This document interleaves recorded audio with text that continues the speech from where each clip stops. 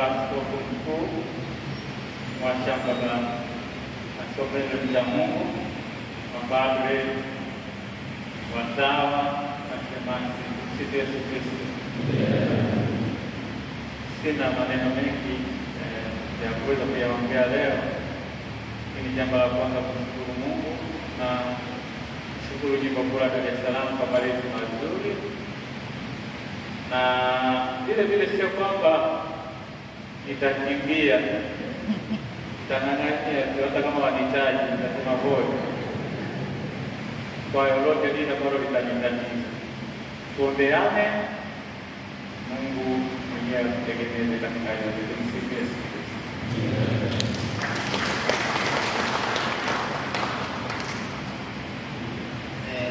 Naomba Baba, kabla hajaenda Bagamoyo atubarikie chakula.